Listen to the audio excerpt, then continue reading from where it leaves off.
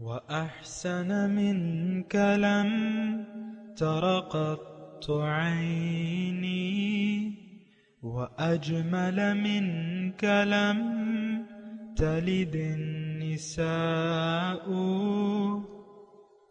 خلقت مبرأ من كل عيب خلقت مبرأ من كل عيب كأنك قد خلقت كما تشاء كتاب أنزلناه إليك مبارك ليدبروا آياته وليتذكر أولو الألباب. یہ کتاب برکت والی ہے جسے ہم نے آپ کی طرف نازل فرمایا ہے تاکہ دانش مند لوگ اس کی آیتوں میں غور و فکر کریں اور نصیحت حاصل کریں. اللہم صلی علی سیدنا محمد وعلی آل سیدنا محمد بعدد کل ذرۃ مئۃ الف الف مرۃ. سامعین و ناظرین اکرام، السلام علیکم ورحمۃ اللہ وبرکاتہ.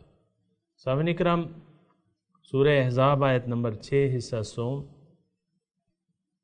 آج کی جو موضوع ہے آج کے سبق کا، کیا ہم اللہ کے نبی کی اطاعت کر رہے ہیں؟ اس کے ساتھ سامعین اکرام آج کے درس کا آغاز کرتے ہیں. سب سے پہلے گزشتہ سبق کا اعادہ ہوگا. النبي أولى بالمؤمنين من أنفسهم وأزواجه أمهاتهم وَأُولُو الْأَرْحَامِ بَعْضُهُمْ أَوْلَى بِبَعْضٍ فِي كِتَابِ اللَّهِ مِنَ الْمُؤْمِنِينَ وَالْمُهَاجِرِينَ إِلَّا أَن تَفْعَلُوا إِلَى أَوْلِيَائِكُمْ مَعْرُوفًا كَانَ ذَلِكَ فِي الْكِتَابِ مَسْطُورًا. یہ نبی مکرم صلی اللہ علیہ وآلہ وسلم مومنوں کے ساتھ ان کی جانوں سے زیادہ قریب اور حقدار ہیں، اور آپ کی ازواج مطہرات ان کی مائیں ہیں، اور خونی رشتہ دار اللہ کی کتاب میں دیگر مومنین اور مہاجرین کی نسبت تقسیم وراثت میں ایک دوسرے کے زیادہ حقدار ہیں، سوائے اس کے کہ تم اپنے دوستوں پر احسان کرنا چاہو. یہ حکم کتاب الہی میں لکھا ہوا ہے. سامعین کرام، سورہ احزاب آیت نمبر 6. النبی اولیٰ بالمؤمنین من انفسہم. نبی جو ہے زیادہ محبوب ہے، ان کی نبی مومنوں کو ان کی جان سے زیادہ عزیز ہے. وازواجہ امہاتہم، ان کی بیویاں جو ہیں امت کی مائیں ہیں. اولو الارحام بعضہم اولیٰ ببعض فی کتاب اللہ،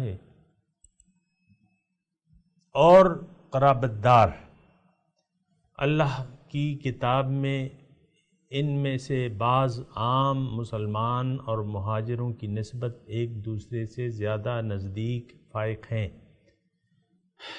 الا ان تفعلوا الی اولیائکم معروفا، مگر یہ کہ تم اپنے دوستوں کے ساتھ حسن سلوک کرو. کان ذالک فی الکتاب مستورا، یہ اللہ تعالیٰ کی کتاب میں لکھا ہوا ہے.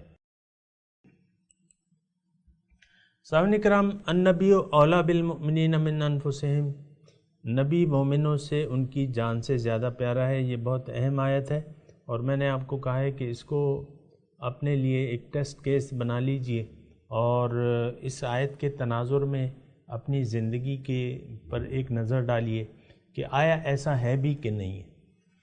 یعنی جو اللہ تعالیٰ ہمیں فرما رہے ہیں یا جس چیز کی طرف ہمیں متوجہ کر رہے ہیں، جس حقیقت سے ہمیں روشناس کر رہے ہیں اللہ تعالیٰ، وہ آیا ہم نے ایسا کیا بھی ہے کہ نہیں، ہم ایسے ہیں کہ نہیں ہیں. کیونکہ اس میں تو مومنوں کی صفت بیان ہو رہی ہے کہ النبی اولیٰ بالمؤمنین من انفسہم، نبی مومنوں کو ان کی جان سے زیادہ پیارے ہیں۔ تو بہرحال سامعین اکرام، میں نے آپ کو اس کے بارے میں اچھی طریقے سے یہ بات بتا دی ہے کہ ایسا۔ اچھا، میں اب آتا ہوں اپنے مضمون کی طرف کہ یہ دیکھیں یہ سب کچھ کیا ہو رہا ہے۔ جنگ احزاب کا ہے واقعہ آ رہے ہیں، اور پھر مختلف باتیں ہیں معاشرے میں کہ وہ ہونے والی ہیں یا ہو رہی ہیں، تو ان سے کچھ یعنی نبی کی اطاعت میں کچھ فرق آ سکتا ہے، جیسا کہ غزوہ احزاب میں سامعین کرام، غزوہ احزاب میں ایسا ہوا تھا، وہ بھی تفصیل آئے گی، اس کی طرف ابھی جائیں گے، لیکن یہاں یعنی ایز اے ہول میں بات کر رہا ہوں کہ اللہ تعالیٰ کی طرف سے مومنوں کی تربیت ہو رہی ہے۔ حالات اور واقعات ایسے لائے جا رہے ہیں جس میں یعنی ابتلاء اور آزمائش کے واقعات لائے جا رہے ہیں، اور ابتلاء اور آزمائش سے ہی ٹولی میں نکھار پیدا ہوتا ہے۔ سامعین کرام، یہ ایک عام وہ ہے، یعنی ابتلاء اور آزمائش، یہ اللہ تعالیٰ کی سنت اور طریقہ بھی ہے۔ دوسرے آپ دیکھیں کہ ہم کسی بھی مضمون کے لیے یعنی دنیا میں یہ ابتلاء اور آزمائش کا جو ہے یہ ایک عام واقعہ ہے۔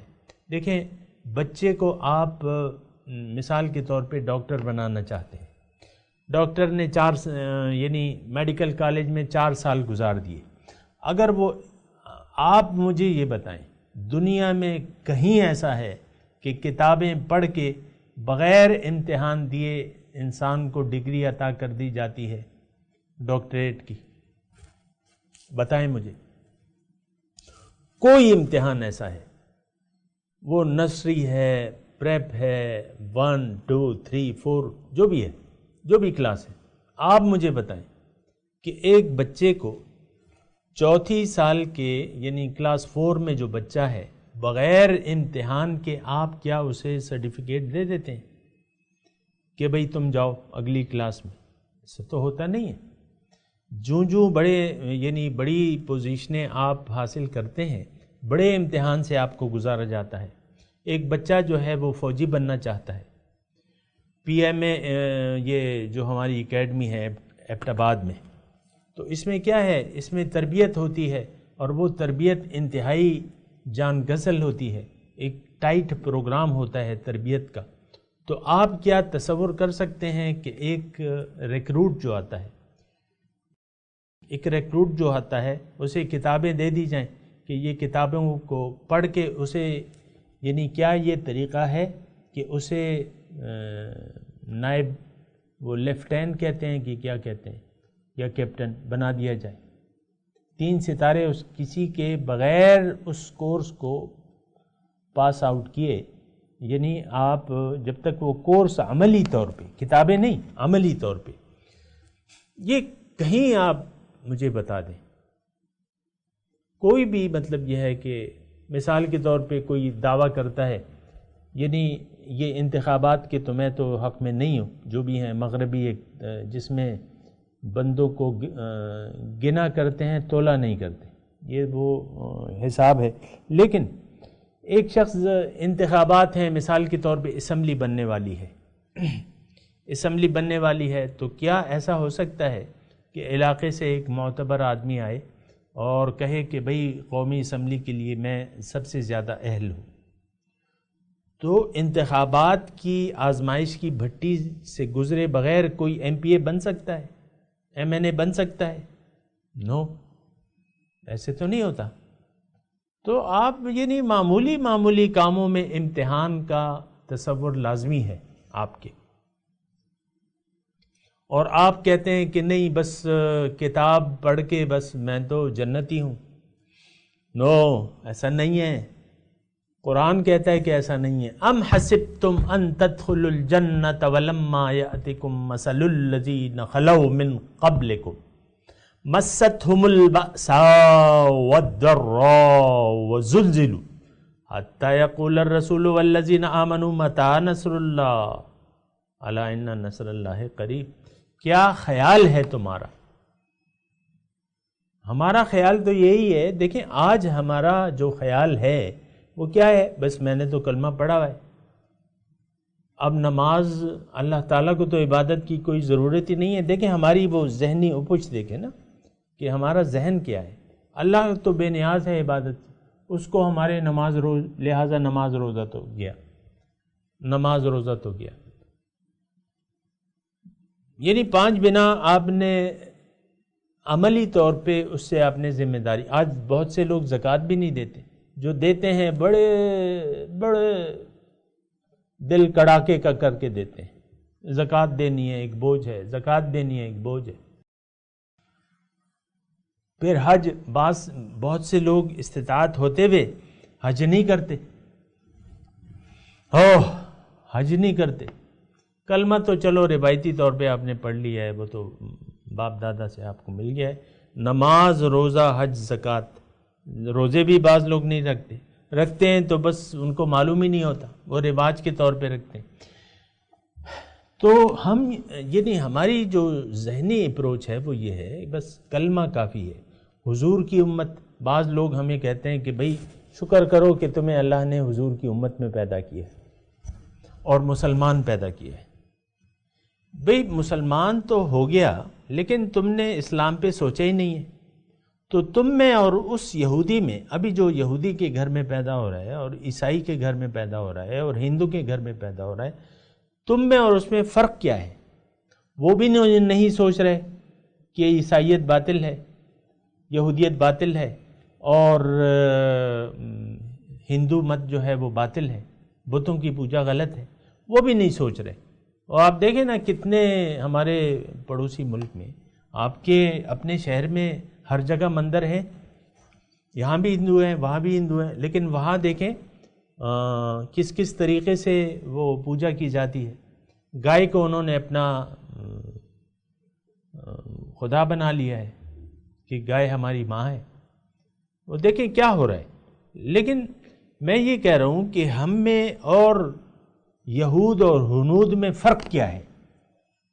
وہ بھی نہیں سوچ رہے اپنے غلط مذہب پہ، ہم اپنے حق مذہب پہ نہیں سوچ رہے. ابھی بھی میں یقین سے کہتا ہوں کہ کسی کو کلمہ طیبہ کا مفہوم جو حقیقت میں ہے وہ نہیں معلوم. لا الہ میں تو 4 جملے پوشیدہ ہیں کہ لا الہ الا اللہ، اس کا مطلب کیا ہے کہ لا مقصودہ الا اللہ، اس کا مطلب کیا ہے لا محبوبہ الا اللہ، اس کا مطلب کیا ہے لا مطلوبہ الا اللہ. اس لحاظ سے کلمہ کو کوئی نہیں جانتا، بس وہ روایتی طور پہ رٹا ہوا کلمہ ہے، بس وہ آپ پڑھ رہے ہیں. الہ کا مطلب نہیں معلوم. اکثریت کو، جو مسلمانوں کی اکثریت ہے، وہ الہ کا مطلب اور مفہوم ہی نہیں معلوم. اور جو انگریز وغیرہ جو ترجمہ کرتے ہیں، آپ دیکھیں نا اس کے ترجمے کو، There is no God but one God. یہ ترجمہ ہے سامنے کی طرف. وہ انگلش جو اپنے آپ کو بہت سمجھدار سمجھتے ہیں نا، There is no God but one God. یہ ترجمہ ہے، آپ دیکھ لیں. پھر چلے انگریزوں کو تو چھوڑ دیں، آپ اپنا غور کریں. معبود ہمیں معلوم ہی نہیں ہے معبود کیا. ہم معبود کہتے ہیں جس کی عبادت کی جائے. عبادت کو ہم نے محدود کر دیا ہے، عبادت کو ہم نے محدود کر دیا ہے نماز، روزہ، حج، زکوٰۃ تک، بس ختم.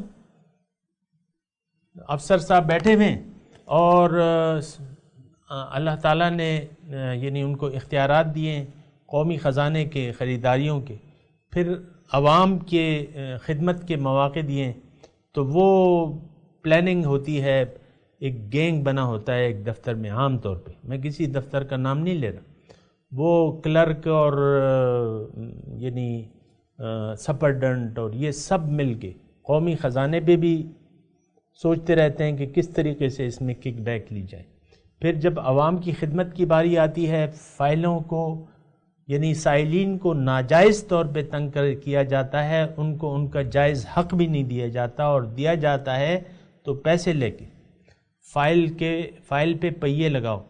بابو صاحب جو ہیں مشورہ دیتے ہیں کہ تم فائل کو پہیے لگاؤ تو ورنہ تمہاری فائل غائب ہو جائے گی۔ یہ ایک عام معاشرتی رویہ ہے، میں کسی ادارے کا نہیں کہہ رہا، میں کہہ رہا ہوں سب ادارے جو ہیں وہ یہی طریقہ کار ہے۔ کوئی ایک ادارہ مجھے آپ بتا دیں جس میں یہ خامیاں نہ ہوں۔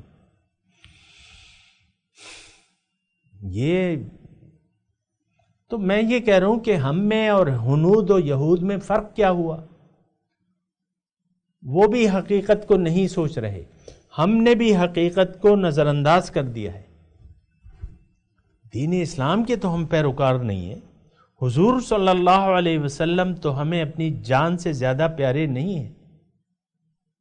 یہ ایک المیہ ہے سامنے کرام، النبی اولا بالمؤمنین من انفسہم، نبی مومنوں پہ ان کی اپنی جانوں سے زیادہ پیارے ہیں۔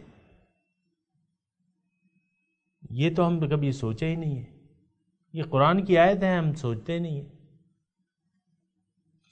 تو بہرحال اس کا مطلب یہ ہے کہ مایوسی نہیں ہے، مایوسی نہیں ہے۔ آپ قرآن کے روشنی میں اپنے اعمال و کردار کو دیکھیں، اس کی اصلاح کی فکر کریں، اصلاح کی کوشش کریں، اور اپنے آپ کو ایک کامیاب امتی بنانے کی کوشش کریں۔ بہرحال سامعین کرام، النبی اولا بالمؤمنین من انفسہم، نبی جو ہے وہ نبی مومنین کو ان کی جان سے زیادہ پیارا ہوتا ہے۔ یہ میں نے آپ کو کہا نا کہ یہ ایک معاشرے میں اللہ تعالیٰ 5ویں ہجری کی یہ ہے، اور اللہ تعالیٰ اپنی آیات محکمات سے معاشرے کو بنا رہے ہیں، اور وہ اصول و فرامین بتا رہے ہیں جس کی بنیاد پہ ایک کامیاب اسلامی معاشرہ بن سکتا ہے، ایک فلاح یافتہ جماعت بن سکتی ہے۔ فلاح یافتہ جماعت مسلمانوں کی جماعت کے لیے ضروری ہے کہ ان کو نبی ان کی اپنی جانوں سے بھی زیادہ پیارے۔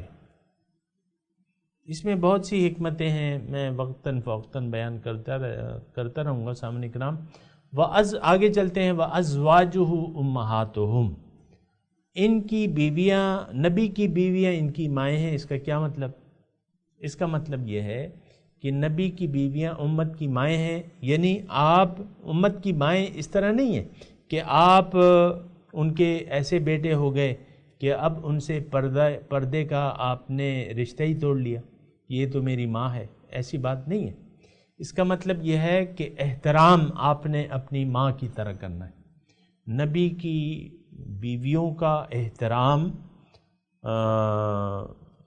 اپنی ماں کی طرح کرنا ہے آپ نے، اور ماں سے پھر یعنی وہ ایک نکاح کا جو وہ ہوتا ہے کہ یعنی پھر آپ نکاح بھی نہیں کر سکتے، لیکن عمومی طور پہ اس کا یہ ہے کہ آپ نے نبی سے جو تعلق رکھتی ہیں، جو ہماری مائیں ہیں، وہ ہماری ماؤں کی جگہ ہیں، یعنی ان کا ہم احترام کرنا ہے اپنی ماؤں کی طرح۔ آپ دیکھیں بعض فرقے ایسے ہیں کہ وہ امہات المومنین میں سے بعض کو اچھا نہیں سمجھتے، لعنت ہے ایسے لوگوں پہ، تو لعنت ہی کہیں گے نا، اور تو کچھ نہیں کہہ سکتے، قتل تو نہیں کر سکتے ان کو، نہ ان کے قتل کا حکم ہے، بہرحال برا سمجھتے ہیں، گالیاں دیتے ہیں، بعض اصحاب کرام کو گالیاں دیتے ہیں۔ تو بہرحال یہ وَأَزْوَاجُهُ أُمَّهَاتُهُمْ، ان کی بیویاں جو ہیں امت کی مائیں ہیں۔ وَأُولُو الْأَرْحَامِ، یہ آپ نے ترجمہ بھی سنا، اور اس میں مطلب یہ ہے کہ یعنی اس کا شان نزول یہ ہے کہ حضور صلی اللہ علیہ وسلم جب تشریف لائے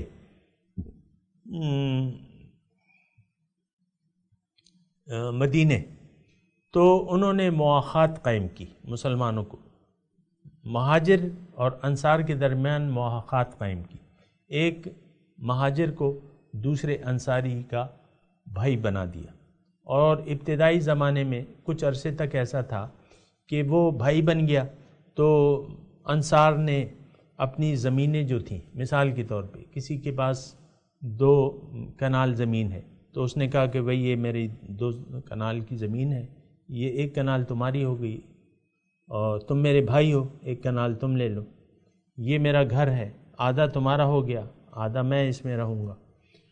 اور بعض صحابہ کرام تو ایسے بھی تھے انصار کہ ان کی 2 بیویاں تھیں، انہوں نے کہا میری 2 بیویاں ہیں، تم مجھے بتاؤ کہ تمہیں کون پسند ہے، میں اس کو طلاق دیتا ہوں، تم مجھ سے شادی کر لو۔ تو یہ مواخات کا ایک نظام قائم، اس میں پھر میراث بھی کچھ عرصے تک مہاجر جو تھے وہ اپنے انصاری بھائی کی اتنا زبردست اتفاق کر دیا تھا کہ وہ اپنے بھائی کی میراث بھی لیتے تھے، لیکن جب سورہ یہ جنگ احزاب ہوئی اور بنی قریظہ کو شکست دے دی گئی اور وہ حالات کچھ مناسب ہو گئے، تو یہ احکامات پھر یعنی وراثت کے احکامات اللہ تعالیٰ نے دوبارہ جاری کر دیے کہ وراثت صرف وارث کو، جو خونی رشتہ دار ہے اس کو وراثت ملے گی۔ تو اس کے بارے میں ہے کہ وَأُولُو الْأَرْحَامِ بَعْضُهُمْ اولا ببعض فی کتاب اللہ، یعنی اولو الارحام کا مطلب خونی رشتہ دار جو ہیں تو یہ زیادہ حقدار ہیں فی کتاب اللہ، اللہ کی کتاب میں، من المؤمنین والمہاجرین، مؤمنین اور مہاجرین سے یہ زیادہ حقدار ہیں، خونی رشتہ دار زیادہ حقدار ہیں وراثت کے، الا ان تفعلوا الی اولیائکم معروفا، لیکن اگر کوئی تمہارا دوست ہے تو تم اس سے حسن سلوک کر سکتے ہو، جیسا کہ آج بھی یہ طریقہ کار ہے سامعین کرام کہ آپ 1/3 میں وصیت کر سکتے ہیں، یعنی 1/3 میں آپ اپنے مال کی وصیت کر سکتے ہیں، وہ وصیت آج بھی کارگر ہوگی۔ آپ کا ایک دوست ہے لیکن وہ وارث نہیں ہے آپ کا، 1/3 میں آپ اس کے لیے وصیت کر سکتے ہیں جو بھی ہے۔ تو کان ذالک فی الکتاب مستورہ، اور یہ بات جو ہے کتاب میں لکھی گئی ہے، کیا کہ وراثت کے حقدار صرف خونی رشتہ دار ہیں، اس کے علاوہ کوئی یعنی وہ وراثت کا حقدار نہیں ہے۔ تو سامعین کرام یہ ساری باتیں ہیں اور اس کو ذرا دیکھنا چاہیے اور پرکھنا چاہیے۔ دوسری آیت پڑھتے ہیں لیکن وقت تھوڑا ہے، بہرحال پڑھ لیتے ہیں۔ وَإِذْ أَخَذْنَا مِنَ النَّبِيِّينَ مِيثَاقَهُمْ، اور جب لیا اللہ تعالیٰ نے نبیوں سے ان کا وعدہ، وَمِن کا، اور آپ سے بھی اے رسول اللہ صلی اللہ علیہ وسلم، وَمِن نُوحٍ وَإِبْرَاهِيمَ، اور نوح علیہ السلام سے اور ابراہیم علیہ السلام سے، موسیٰ علیہ السلام سے اور عیسیٰ ابن مریم سے، وَأَخَذْنَا مِنْهُمْ مِيثَاقًا غَلِيظًا، اور ان سے ہم نے پکا وعدہ لیا، میثاقاً غلیظ، پکا وعدہ، مضبوط وعدہ۔ یہ وعدہ کون سا ہے سامعین کرام؟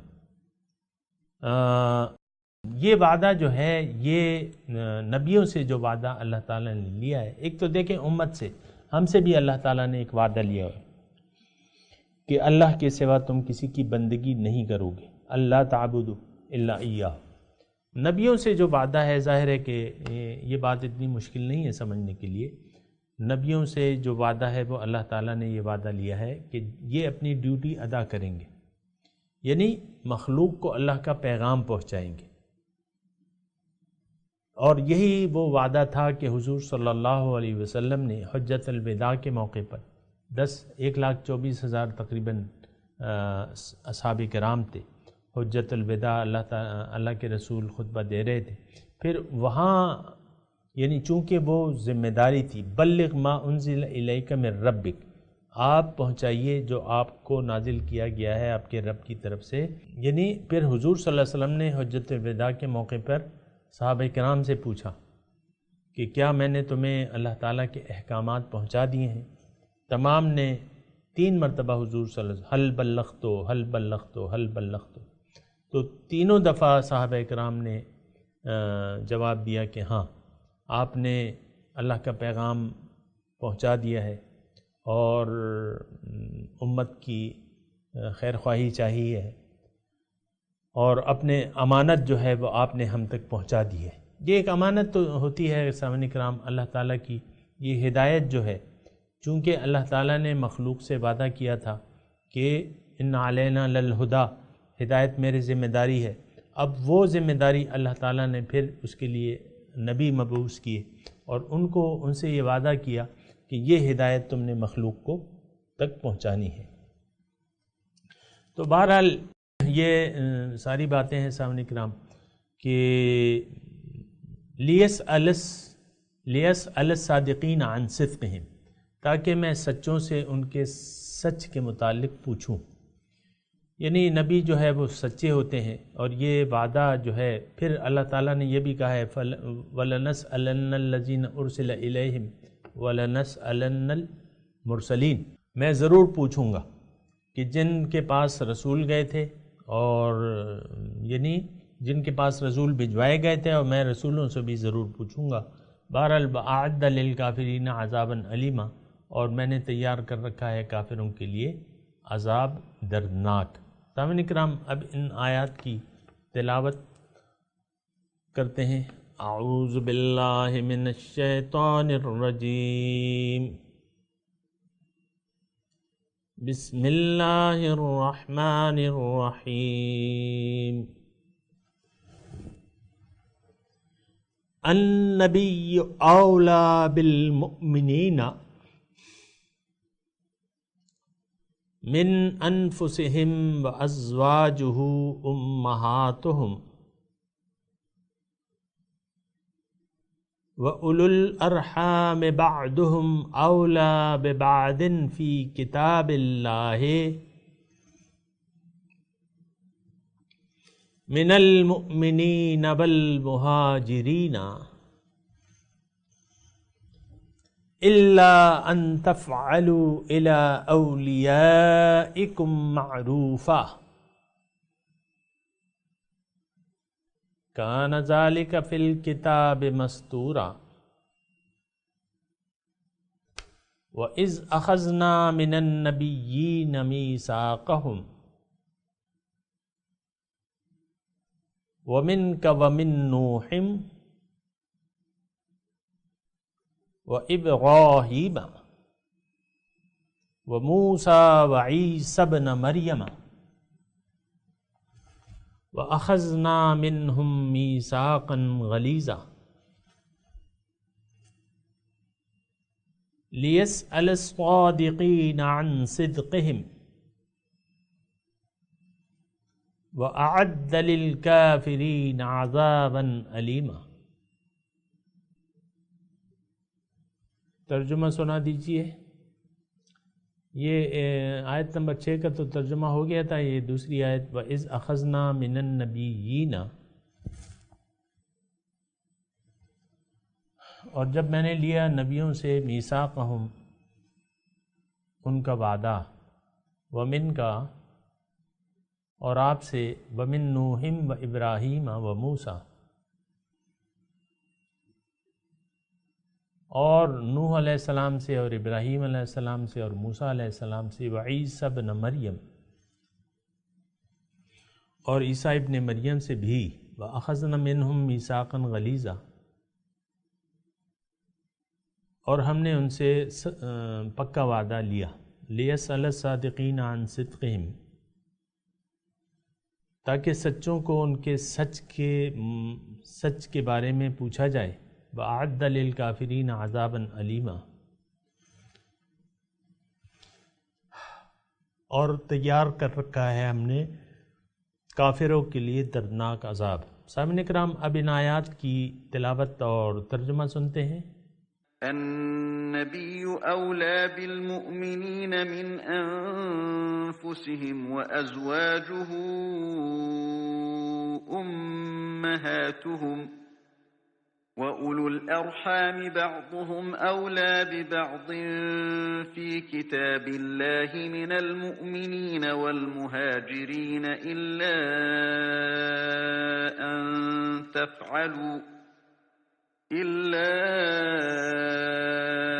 أَن تفعلوا إلى أوليائكم معروفا كان ذلك في الكتاب مسطورا. The Prophet is more caring of the believers than they are of themselves, and his wives are mothers to them, and blood relatives are closer to one another in God's book than the believers or the emigrants, though you should do good to your friends. That is inscribed in the book. سامعین کرام، اس کے ساتھ ہی آج کے درس کا وقت اختتام کو پہنچا۔ اگلے درس میں انشاءاللہ ملاقات ہوگی۔ وآخر دعوانا ان الحمدللہ رب العالمین، والسلام علیکم ورحمۃ اللہ وبرکاتہ۔